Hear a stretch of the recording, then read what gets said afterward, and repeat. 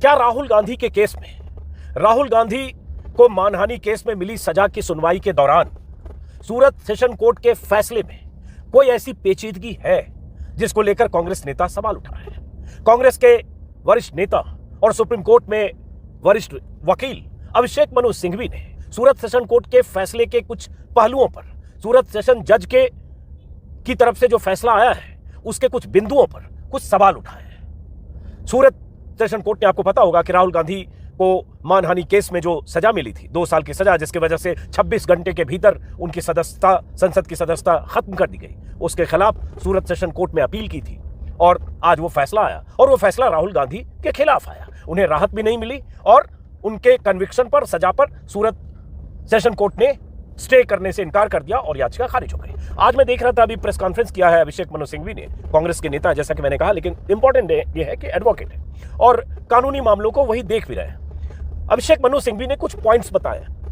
कुछ मुद्दे बताए हैं जो उनके हिसाब से राहुल गांधी के केस में जज के फैसले पर सवाल खड़े करने लायक पर्याप्त वजह देते हैं।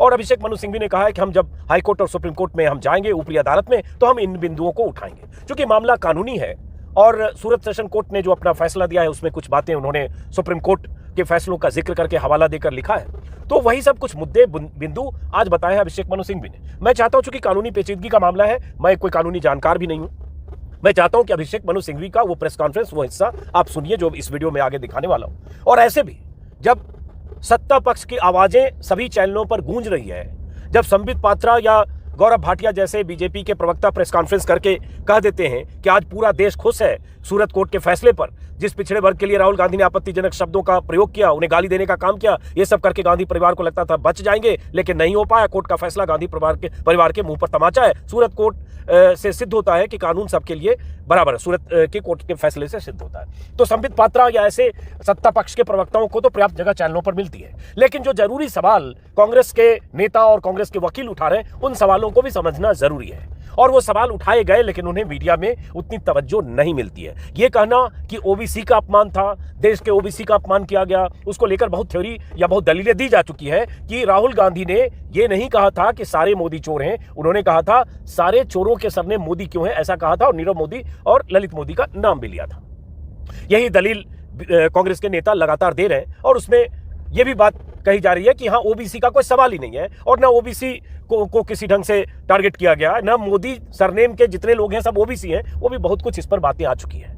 और साथ में जो अभिषेक मनु सिंघवी ने आज भी कहा और पहले भी बार बार कहा है कि कंप्लेनेंट वो नहीं है जिनका नाम उसमें लिखा गया है, जिनके बारे में बयान राहुल गांधी ने अपने बयान में जिक्र किया था, उस चर्चित बयान में, जिसको लेकर 2019 में कोलार के भाषण में, जिसको लेकर उनके खिलाफ पुर्णेश जोशी नाम के बीजेपी के विधायक ने मुकदमा किया। चाहे नीरव मोदी हो, चाहे नरेंद्र मोदी हो, चाहे ललित मोदी हो, वो कंप्लेनेंट खुद नहीं है जिनकी मानहानि हुई। लेकिन और भी बहुत सारी दलीलें हैं और बहुत सारे बिंदु हैं। मैं चूंकि दोपहर के वीडियो में मैं कुछ बातें विस्तार से बता चुका था, वो भी वीडियो देखिएगा।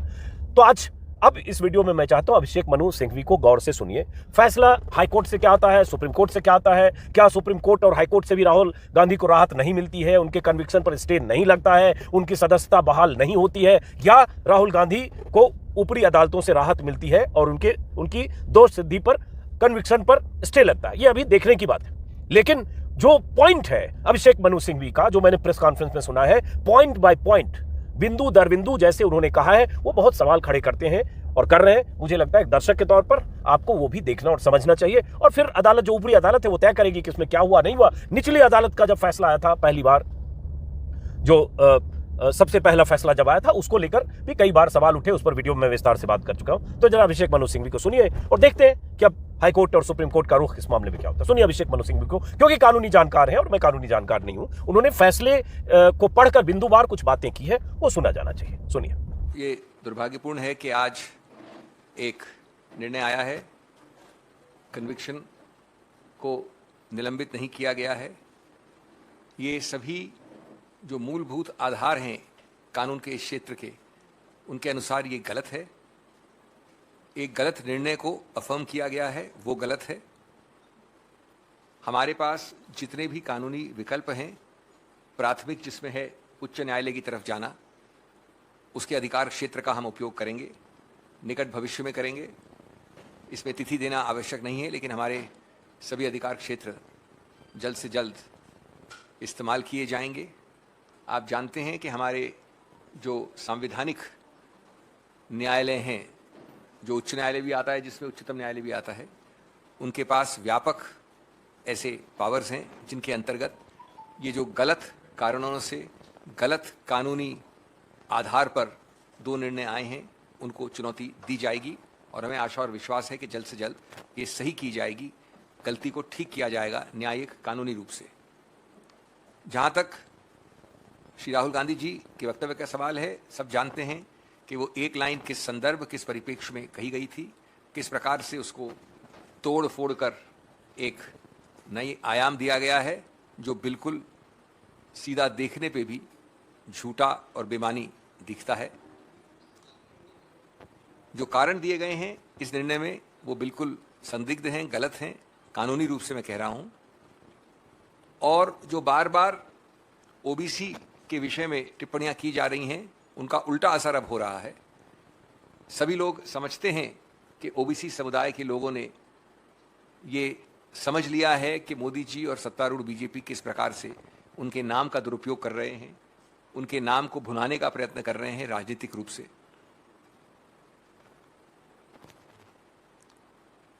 दो वर्ष का मैक्सिमम दंड देना, जो कभी सुना नहीं गया, कभी हुआ नहीं मानहानि के क्षेत्र में। कन्विक्शन ही नहीं होता है क्रिमिनल, लेकिन अगर होता है तो 3 या 5 महीने से ज़्यादा कभी सुना नहीं गया, उसको सेशंस कोर्ट द्वारा सही मानना बिल्कुल गलत है। इससे अगर कोई भी समझता है कि राहुल गांधी की आवाज़ रुकेगी, झुकेगी, साइलेंट होगी, तो वो न राहुल गांधी को जानते हैं न कांग्रेस को समझते हैं।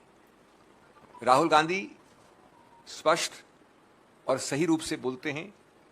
वो लोगों के, जनता जनार्दन के न्यायालय में, उनके दरबार में बोलते हैं और उन्होंने कोई गलत न कहा है न कहेंगे, लेकिन अपनी आवाज़ पुरजोर तरीके से सबके सामने रखेंगे। उनके पीछे पड़ना, उनको कभी ट्रोल करना, उनके संसद में बोलने से पहले प्री कंडीशंस रखना, संसद को सत्तारूढ़ पार्टी द्वारा अवरुद्ध करना, उनकी सदस्यता पे प्रश्न चिन्ह लगाना, उनको प्रिविलेजेस कमेटी से डराना धमकाना, इस किसी से कुछ फर्क न पड़ा है न पड़ेगा, न राहुल गांधी को न कांग्रेस पार्टी को। जो उनके कानूनी अधिकार क्षेत्र हैं, संवैधानिक अधिकार क्षेत्र हैं, उन सब का वो प्रयोग करते रहेंगे। और इस जरिए जो चिंता दिखा रहे हैं माननीय मोदी जी, बीजेपी सरकार, सत्तारूढ़ पार्टी, वो सिर्फ एक चीज दिखा रहे हैं, वो चिंता व्यक्त कर रहे हैं, घबराहट और बौखलाहट व्यक्त कर रहे हैं इस प्रकार के हथकंडों से, न कि राहुल गांधी के जनहित में पूछे गए इतने सारे अलग अलग प्रश्नों का उत्तर देना, भ्रष्टाचार से संबंधित बहुत पैनी दृष्टि से पूछे गए प्रश्न इत्यादि। अब मैं 2-4 मिनट लूंगा आपके साथ में, तकनीकी नहीं होना चाहता, लेकिन आपको एक छोटा सा एक झांकी देना चाहता हूं कि किस प्रकार से पढ़ने दिखने में भी ये निर्णय गलत लगता है जो आज आया है। और मैं जानता हूं कि मैं जनता से बात कर रहा हूं, आपके जरिए जर्नलिस्ट से बात कर रहा हूं, मैं कोई कानून की बहस नहीं कर रहा, लेकिन जब निर्णय आता है तो निर्णय में आवश्यक हो जाता है कि कुछ तो कुछ डिटेल में जाया जाए। अगर आप कुछ 3-4 पैरास देखें शुरू के, तो विचित्रता इस केस में एक बड़ी अजीब है। केस के बाद केस, यानी पुराने निर्णय लिखे गए हैं, साइट किए गए हैं, जो पढ़ने से भी मालूम पड़ता है कि गलत साइट किए गए हैं, जो लागू नहीं होते या लागू हमारे पक्ष में होते हैं, यानी राहुल गांधी के पक्ष में, या अनुपयुक्त हैं, उनका दुरुपयोग या इस्तेमाल किया गया है निर्णय पे आने के लिए। मैं उदाहरण दूं कुछ आपको। एक पन्ने 4 पे मैं डिटेल में नहीं जाना चाहता, केस साइट किया गया है और इन सब केसेस में सिलेक्टिवली, आंशिक रूप से कोटेशन दिए गए हैं, व्यापकता नहीं देखी गई है। एक सरीन का केस उच्चतम न्यायालय का साइट किया है माननीय न्यायाधीश जिनका निर्णय आज आया है, और उसमें ये लिखा है, if so the legal position can be laid down that when conviction is on a corruption charge against a public servant the court should not suspend the order of conviction. अब ये अंडरलाइन किया गया है ये माननीय sessions जज द्वारा underline किया गया है, सिर्फ इन्हीं हिस्सों पे रिलाई किया गया है। क्या ये करप्शन चार्ज का केस था? राहुल गांधी करप्शन चार्ज पे संदिग्ध हैं या अभियुक्त हैं? दूसरा उदाहरण दिया नवजोत सिंह सिद्धू का, याद रहे वैसे नवजोत सिंह सिद्धू के केस में मर्डर चार्ज था, मैनस्लॉटर चार्ज था, उसको अंडरलाइन किया गया। मैं सिर्फ अंडरलाइन पोर्शन पढ़ रहा हूं निर्णय के, और ये अंडरलाइनिंग मेरी नहीं, प्रिंटर की नहीं, माननीय न्यायाधीश की है। दूसरा, जब आप नवजोत सिंह सिद्धू का साइट करते हैं अंडरलाइन करके, तो ये सेंटेंस जो आपने अंडरलाइन किया है क्या कहता है? But the person seeking stay of conviction should specifically draw the attention of the appellate court to the consequences that may arise if the conviction is not stayed. Rahul Gandhi ने क्या किया था? यही तो बताया था कि परिणाम कितने सीरियस हैं कि मेरे को जो मानव अधिकार है पार्लियामेंट के अंदर बोलने का या रहने का, वो निलंबित हो जाएगा। और याद रहे कि यही कॉन्सिक्वेंसेज एक मर्डर चार्ज में 2007 में माननीय सिद्धू साहब ने उच्चतम न्यायालय को बताया, उन्होंने सस्पेंड कर दिया कन्विक्शन मर्डर चार्ज में। इसको साइट करते हैं माननीय न्यायाधीश, अंडरलाइन करते हैं, लेकिन मेरे विरुद्ध लागू करते हैं। ये आपको पारदर्शी लिखित रूप से आम आदमी को समझने वाली गलतियां बता रहा हूं, मैं कोई कानूनी दलील नहीं कर रहा। तीसरा केस साइट किया है रविकांत पाटिल का, अंडरलाइन किया है, वही कहा है should draw the attention of the appellate court to the consequences that may arise if conviction is not stayed. ये इसलिए लिखा जाता है सेंटेंस कि जहां पर कोई आदमी निलंबित हो जाए, सस्पेंड हो जाए असेंबली से या पार्लियामेंट से, तो ये परिणाम आप लाइए सामने, हम सस्पेंड कर देंगे कन्विक्शन। इसको साइट किया गया मेरे विरुद्ध, ये तो मजाकिया गलती होगी और इसको हम उच्च न्यायालय में बिल्कुल सामने रखेंगे। एक चौथा केस श्याम नारायण पांडे साइट किया गया, आपके पन्ने 6 में होना चाहिए अगर आपके पास कॉपी है तो। उसमें लिखा है similar if the convict is involved in crimes which are so outrageous then it would have serious impact on the public perception of the integrity of the institution, then it should not be stayed. Criminal मानहानि so outrageous, इसको तो terrorism जैसी बात कर रहे हैं या खून खराबे की बात कर रहे हैं। मानहानि का चार्ज है जो अभी मानहानि के लेवल पे है। इस प्रकार के कई ऐसे और उदाहरण हैं जो दिखाता है कि प्राथमिक सिर्फ देखने से भी निर्णय संदिग्ध है, गलत है कानूनी रूप से, जिसका आधार नहीं है। 3 और जगह, एक उसका उदाहरण है पृष्ठ नंबर 10 पे और एक अंत में वापस बार बार इस न्यायालय ने, इनके माननीय न्यायाधीश ने कहा है कि appellant has insulted and humiliated Mr Modi the prime minister, and then he said and other 13 crore members of the Modi community. तीनों जगह ये बड़ा स्पष्ट है, मैं कोट कर रहा हूं, मैं अपनी बात नहीं कह रहा, ये बड़ा स्पष्ट है कि उनका पूरा निर्णय इस बात से एक ओवरशैडो हो गया है या ज्यादा प्रभावित हो गया या दुष्प्रभावित हो गया है कि माननीय मोदी जी डिफेम हुए, लेकिन वो बात भूल गए जनाब कि मोदी जी तो कंप्लेनेंट ही नहीं है, मोदी जी तो कंप्लेनेंट ही नहीं है। हाँ, अगर आप कहते हैं कि हर उनमें से जो 13 करोड़ मोदी है उन्होंने लिखा है उसमें से कोई भी आके ये याचिका डाल सकता है, तो बात दूसरी है। लेकिन उन्होंने हमेशा कहा है, ये भी पढ़िए दूसरी जगह जहां कहा उन्होंने, para 5 Roman 5 at page 12, made derogatory remarks against the honorable Prime Minister Shri Narendra Modi in general public and further compared the persons having Modi surname. So clearly, unfortunately, he is influenced by the high office of the honorable Prime Minister, forgetting that the honorable Prime Minister is not the complainant.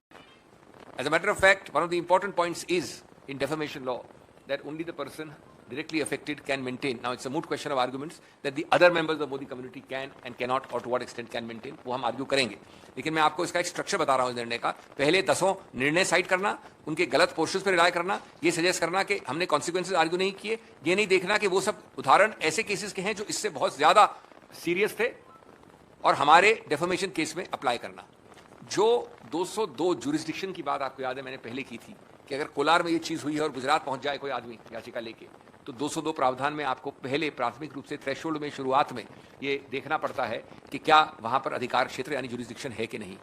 उस पर पूरा एक section लिखा है, लेकिन ये नहीं कहा कि भाई मैजिस्ट्रेट का ऑर्डर जो हमें चुनौती दी है सेशंस कोर्ट में, उन्होंने कहां डील किया इसके साथ, या उनका इसके साथ डील करना सही है या गलत है, ये कहीं नहीं बता पाए हैं। ये पूरा 3-4 पन्नों पे उन्होंने डील किया है, यानी सेशंस कोर्ट ने, माननीय न्यायाधीश ने, लेकिन ये नहीं बता पाए कि किस प्रकार से ये जस्टिफाई होता है कि कोलार से जो गुजरात की यात्रा है उसको उन्होंने 202 को अप्लाई करे, लागू किए बिना कैसे निर्णित किया।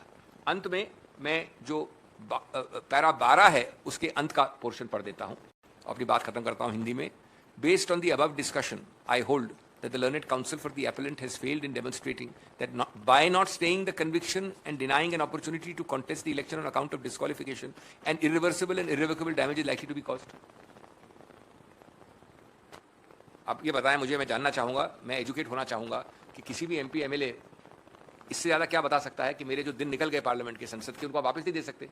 इर्रिवर्सिबल का मतलब क्या होता है, इर्रिवोकेबल का मतलब क्या होता है, और क्या दिखा सकता है कोई दुनिया में ऐसा व्यक्ति नहीं है जो इन्होंने जो लिखा है यहां पर, by not staying conviction and denying an opportunity irrevocable and irreversible damage is likely to be caused. That is the whole case of Rahul Gandhi for stay of conviction. बाद में आप कन्विक्ट करिए ना, फाइनल में हियरिंग में कन्विक्ट करिए, लेकिन जब तक ये लंबित है तब तक स्टे करें। इससे ज़्यादा क्या ज़्यादा प्रभावशाली कारण हो सकता है जिसको 3 सेंटेंसेस 6 लाइन में 12 नंबर पैरा में एक डिसमिस कर दिया है। ये सब इसके अलावा बहुत सारे और गलतियां हैं जिनको चुनौती बहुत जल्द से जल्द दी जाएगी। Friends, I will be very brief, you heard me in Hindi. The point is simple in that a most unfortunate and unsustainable legal decision of the magistrate has been upheld in an even more unsustainable and erroneous judgment of the Sessions Court given today. The conviction has been upheld contrary to all basic and elementary principles of law, some of which I will briefly mention.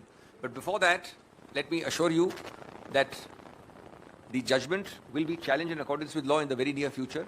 I am not required to give deadlines and dates. It will be challenged in the Honorable High Court. We are confident that superior courts with constitutional power of judicial review, namely the High Court and the Supreme Court, have the power and will set right these legal errors found in these two judgments. We are clear that the judgment is devoid of valid, sustainable legal reasoning. The one sentence, one line remark of Rahul Gandhi in a 2.5 odd page speech has been from inception distorted completely out of recognition to serve the narrow ends of motivated complainants. That has been hardly interpreted in the Sessions Court judgment, and what little has been said is a complete distortion, legally erroneous. The BJP's speed and zeal to act after the original magistrate order depicts their lightning speed when they are motivated by political animosity, from house taking to electricity connection, disconnection, to notices, etc., etc. Their completely misleading and misplaced statements about the OBC community have backfired on them, and the whole community and the whole of India now sees the BJP as misutilizing and encashing the entire OBC community for narrow, cheap political gains. Friends, the voice of Rahul Gandhi is not to be silenced in the manner that the BJP thinks it can do. The BJP has been, in a sense, from Mr. Modi downwards to the government, to the ruling party, captured in a fear psychosis, if I may say so.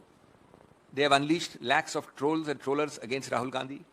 They have the remarkable, unprecedented principle that unless you apologize, we will not allow you to speak in Parliament. They have the even more unprecedented principle of the ruling party disrupting Parliament. They sometimes threaten you with privilege notices, sometimes with suspension, but they do not know the stuff Rahul Gandhi is made of.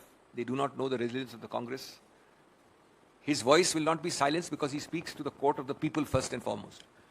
He doesn't speak anything which is remotely defamatory in this case, but he will continue to speak fearlessly in the court of the people. And clearly these pressure tactics, from defamation to privileges to not speaking in Parliament to suspension, etc., etc., are intended to silence his strong, fearless voice on issues of governance, rather misgovernance, on issues of corruption, on issues of Adani Gate, etc., which my colleague has been raising continuously for several months. Friends, may I end, without wanting to sound technical, with a few examples which ex facie, on the face of it, not meaning to talk to a legal audience, to the whole world, shows how unsustainable the judgment which has come today is. The first 7-8 pages are only quotations from judgments, Supreme Court judgments mostly, underlined by the learned judge. The amazing part is that these are inapposite judgments, selectively underlined, in respect of either offences which are nothing to do or similar to offences in my case, or actually directly supporting my stand. They are underlined and used to dismiss my appeal, whereas a bare reading of those precedents, judicial precedent, shows that they are entirely in the favor of the point I am making. I'll give you a few examples. A case is cited called Sareen's case, where the quote-unquote para is, if so, and the para underlined by the judge, to say why suspension of conviction should happen in the rarest case. When? He underlines this portion. If so, the legal position can be laid down that when conviction is on a corruption charge against a public servant, the appellate court or the revisional court should not suspend the order of conviction. I'm surprised that the learned judge did not find out that we are talking of criminal defamation, not a corruption charge, till the date of the judgment today. The next case cited is Navjot Singh Sidhu, which is the para is, but the person seeking stay of conviction should specifically draw the attention of the appellate court to the consequences that may arise if the conviction is not stayed. What did Sidhu do, sir? This is the portion underlined by you. Sidhu A was facing an under trial and partly convicted for a manslaughter charge / murder charge being asked to be converted to a murder charge. Murder. He was given a suspension of conviction. And what is the consequence he cited? He cited my MPship will be suspended. I'll be disqualified. What is Rahul Gandhi citing? Is it because his name is Rahul Gandhi? Why this difference in approach? Then the case cited is Ravikant Patil, same sentence, should draw the attention of the appellate court to the consequences that may arise if the conviction is not stayed. What other major or bigger consequence can an MP or MLA draw the attention of the appellate court to than the fact that he'll be disqualified? There is nothing else available or possible, but the learned judge underlines this and suggests as if there should have been some extra consequence which he should have told before I can suspend the conviction. Another case cited is Shyam Narayan Pandey, where the para underlined by the learned judges. Similar is the case with offences involving moral turpitude if the convict is involved in crimes which are so outrageous that it will shock the conscience, serious impact on public perception if the conviction is stayed, etc., etc. Does this fall in that category? I have got 6 or 7 such examples. I am not repeating them. The second part of the judgment in 3 paras repeatedly mentions that it is an outrageous defamation because Honorable Prime Minister Modi has been defamed, and then adds, along with that 13 crore members of the Modi community. Now the second part will be contested in appeal. That's a false, distorted, wrong interpretation. But the first part is clearly actuated by excessive reliance on the alleged defamation of a sitting Honorable Prime Minister, very high exalted office. It's repeated 3 times by the learned judge, but forgetting that the Honorable Prime Minister is not the complainant. In defamation law, a condition precedent is that the aggrieved party must be the complainant. Here, the second issue, which will be debated, is whether any member of the community is equally aggrieved. Let's forget that. But certainly the judgment proceeds 3 places with an underlining of the fact that it's the Prime Minister who's defamed. Well, sorry, sir, the Prime Minister never complained. He never filed a petition. Lastly, the very last para, again, if I may say so, shows complete lack of application of mind and therefore a erroneous and a fallacious judgment. It's a repetition of the same error where in the last para 12 the learned judge says, the appellant, that is Rahul Gandhi, has failed in demonstrating that by not staying the conviction and denying an opportunity to contest the election on account of disqualification under section 8.3, an irreversible and irrevocable damage is likely to be caused to the appellant. But what else can Rahul Gandhi show? Every appellant doesn't have that ground. He can only show that one session of parliament with many days left, he's had to forego. If you don't state, he'll have to forego the next session. His right as an MP is a valuable constitutional or at least a statutory right. His right to speak, vote, engage in discourse is a valuable right. This can't be affected. That's what he's been showing. That's what he's been arguing. So what else does the judgment want us to do? This is the legal test which the judgment is quoting, underlining. And that test, having been rightly quoted, is applied against